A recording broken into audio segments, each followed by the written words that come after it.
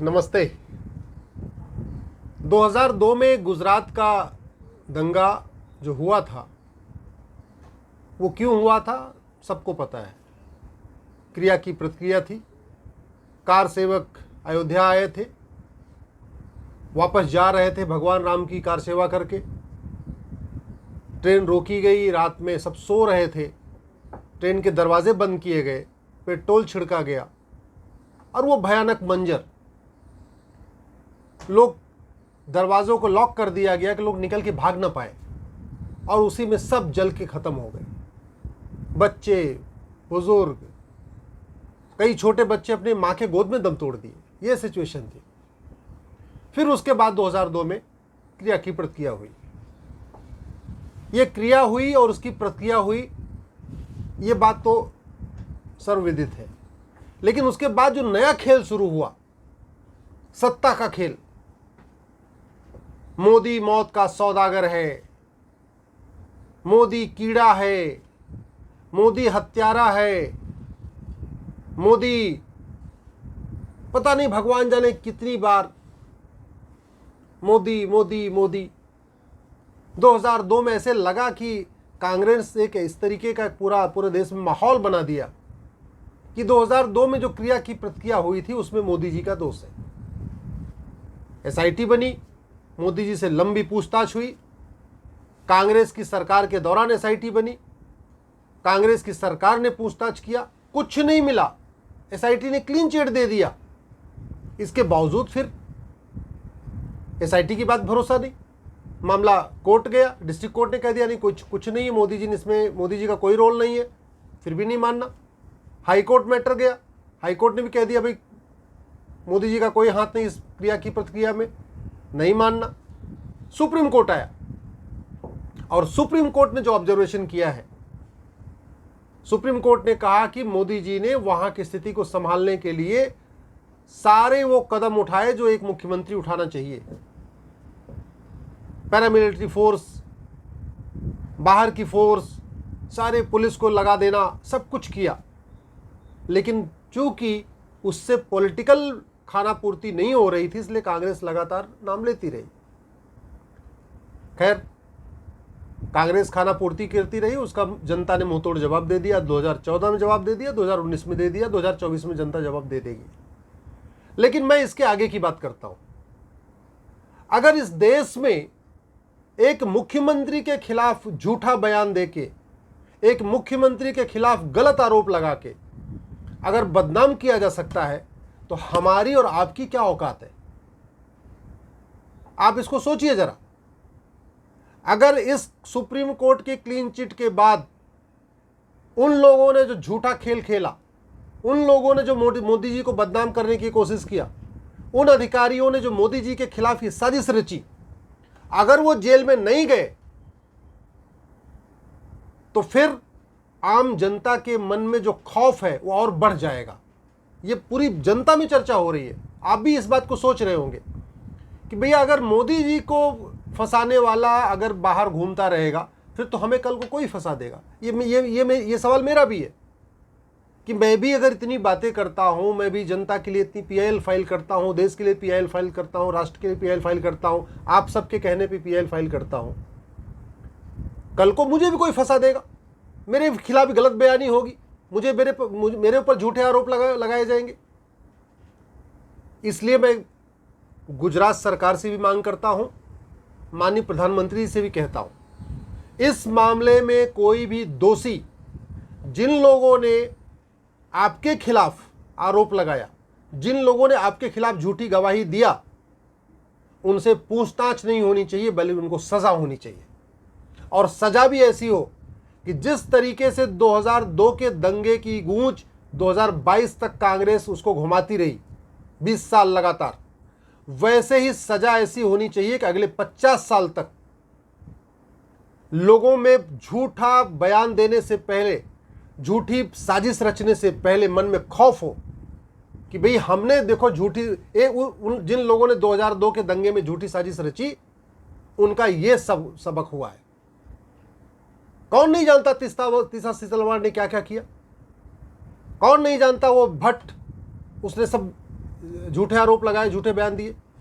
तो इसलिए मैं कह रहा हूं कि अगर ये तीस्ता सीतलवाड़ या वो भट्ट आईपीएस या 2-4 और भी हैं जिनका मैं नाम नहीं मैं जानता हूं लेकिन मैं उनका नाम नहीं लेना चाहता हूं, और कुछ ऐसे राजनेता जो बिना सबूत, बिना किसी के साक्ष्य, बिना किसी एविडेंस के प्रधानमंत्री को मौत का सौदागर बता रहे थे, अगर वो जेल में नहीं जाएंगे तो इस देश की कानून व्यवस्था से लोगों का भरोसा बिल्कुल खत्म हो जाएगा। पहले ही खत्म हो चुका है।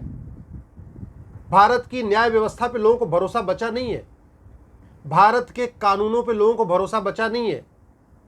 30 साल, 40 साल, 50 साल तक मुकदमे चलते रहते।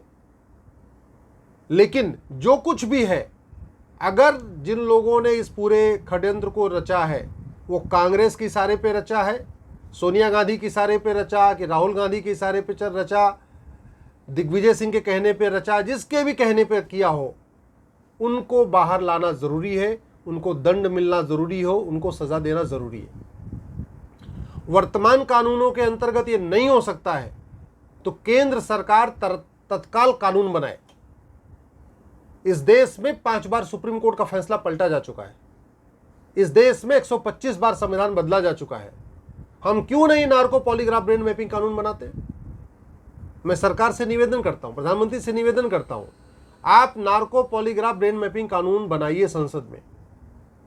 तभी जो गुनाहगार हैं, जिन्होंने आपको बदनाम किया है, जिन्होंने पूरी लंबी साजिश रची है, जिन लोगों ने गृह मंत्री अमित शाह जी को बदनाम किया, जिनकी वजह से गृह मंत्री अमित शाह जी को क्या क्या झेलना पड़ा, किस तरीके से प्रधानमंत्री मोदी जी की और गृह मंत्री अमित शाह जी की इंसल्ट करने की कोशिश किया गया, पूरी उनका पॉलिटिकल मर्डर करने की कोशिश किया गया, और एक तरीके से पॉलिटिकल मर्डर कर दिया था। ये तो जनता की जो है समझ है कि जनता को समझ में आ गई ये गलत हो रहा है, तो जनता ने अपना मैंडेट दे दिया। लेकिन कांग्रेस ने अपने कोई कोर कसर तो नहीं छोड़ी थी। तो जब कांग्रेस ने कोई कसर नहीं छोड़ी, तो फिर उनके जो षड्यंत्रकारी थे, जिन लोगों ने पूरा खेल रचा, और जो लोग इस पूरे खेल में शामिल थे, वो एनजीओ जो इस खेल में शामिल थे, चाहे तीस्ता सीतलवाड़ हो या और भी हैं, 4-5 और भी एनजीओ है, वो पत्रकार जो इस पूरे खेल में शामिल थे, जिनको पैसे मिल रहे थे केवल और केवल 2002 को अमित शाह जी और मोदी जी से जोड़ के रखने के लिए, उन लेखकों को जो लगातार इसके ऊपर आर्टिकल लिख रहे थे, इस बात की जांच होनी चाहिए कि वो किस आधार पे उन लोगों ने आर्टिकल लिखा, 2002 के दंगों को सीधे सीधे मोदी जी अमित शाह से जोड़ दिया। किस एविडेंस के आधार पे? सुप्रीम कोर्ट कह रहा है कोई एविडेंस ही नहीं। सुप्रीम कोर्ट कह रहा है तो पूरी तरीके से मोटिवेटेड मैटर लग रहा है। वो जो मैडम आई थी जांच करने, सुप्रीम कोर्ट ने तो उन्हीं के ऊपर सवाल खड़ा कर दिया। जो बहस कर रहे थे कांग्रेस के वकील साहब, सुप्रीम कोर्ट ने उनके ऊपर भी सवाल खड़ा किया। सुप्रीम कोर्ट ने इस पूरे केस को ही ये कह दिया ये तो मोटिवेटेड सा लग रहा है, जबरदस्ती इस मामले को कल जिंदा रखने के लिए फाइल किया गया सुप्रीम कोर्ट में। इतनी कहने के बावजूद अगर इसको छोड़ दिया गया तो मुझे लगता है ये अन्याय है, ये देश के साथ अन्याय है। ये बात केवल मोदी जी और अमित शाह जी की नहीं है, ये बात कॉमन मैन की है, ये बात आम जनता की है। सब यही पूछ रहे हैं कि जिन लोगों ने अमित शाह जी को बदनाम करने की कोशिश किया, उनको झूठा फंसाया, अगर उनको सजा नहीं हुई, जिन लोगों ने मोदी जी को बदनाम किया और उनको झूठा फंसाया, उनको अगर सजा नहीं हुई तो फिर किसको सजा होगी? किसान को फंसाने वालों को सजा कहां से होगी? मजदूर को फंसाने वाले को सजा कहां से होगी? एक क्लर्क और कलेक्टर को जो झूठा फंसाएगा उसको सजा कैसे होगी? एक टीचर को अगर कोई झूठा फंसा देगा उसको सजा कैसे होगी? या जो पत्रकार वास्तव में ईमानदारी से काम करते हैं उनको कोई फंसा देगा तो फिर सजा कैसे होगी? इसलिए इस पूरे मामले में ज़रूरत है एक तो नार्को पॉलीग्राफ ब्रेन मैपिंग कानून बनाया जाए, क्योंकि बिना उसके वास्तव में असली गुनाहगार नहीं पकड़े जाएंगे। वो कहते हैं मोहरे तो पकड़ में आएंगे, लेकिन असली जो चाल खेल रहा था इस पूरे मामले में, जिसने 20 साल इस चालें चली, वो पकड़ में नहीं आएंगे। वो पकड़ में नहीं आएंगे जिनको कह रहे थे कि 2002 में तो मोदी जी का हाथ था और बटला हाउस इनकाउंटर फेक था, वो पकड़ में नहीं आएंगे। वो पकड़ में नहीं आएंगे जो जगह जगह जाके कहते हैं यार यहाँ तो कुछ हुआ ही नहीं है, लेकिन 2002 में बताते थे वो तो मोदी जी ने किया है। तो इसलिए मेरा निवेदन है सरकार से, माननीय प्रधानमंत्री से, गृह मंत्री से, तत्काल नार्को पॉलीग्राफ ब्रेन मैपिंग कानून बनाएं। जो 2002 के इस पूरे षड्यंत्र में शामिल थे, वो जितने एनजीओ गैंग थे, चाहे वो तीस्ता सीतलवाड़ है या मैं कुछ वकील भी हैं जो इस पूरे षड्यंत्र में शामिल थे, कुछ पत्रकार भी इस षड्यंत्र में शामिल थे। एक तो उनकी संपत्ति की जांच हो, उनके पास एक्चुअल में उनका सोर्स ऑफ इनकम क्या है और उनके पास टोटल प्रॉपर्टी कितनी है, इसकी जांच बहुत ज़रूरी है। जहाँ तक मेरी जानकारी है, जो लोग इस षड्यंत्र में शामिल थे सब बड़े माला माल हो चुके हैं। किसी के पास 3 फ्लैट है, किसी के पास 4 फ्लैट है, किसी के पास बड़ा बंगलो है, किसी के पास मर्सिडीज़ है, किसी के पास ऑडी है, किसी के पास BMW है। सब महंगी महंगी गाड़ियों में चल रहे हैं 2002 में षड्यंत्र करने वाले। मकान है उनके पास, फार्म हाउस है, इंडिपेंडेंट मकान है, फ्लैट्स हैं। वो कहाँ से आया, इसकी जांच हो, उनको सज़ा मिले, तभी इस मामले में दूध का दूध पानी का पानी होगा। इसलिए मैं आग्रह करता हूं सरकार से, प्रधानमंत्री से, तत्काल इसके ऊपर कार्रवाई करें। मैं गुजरात के मुख्यमंत्री से भी निवेदन करता हूं, इस मामले में तत्काल जिन लोगों ने पूरी एक SIT बनाए और SIT बना के उस षड्यंत्र को पता करें, उन षड्यंत्रकारियों को पता करें, उनको सज़ा दिलवाएं जो लोग इस 2002 में पूरी साजिश में शामिल थे।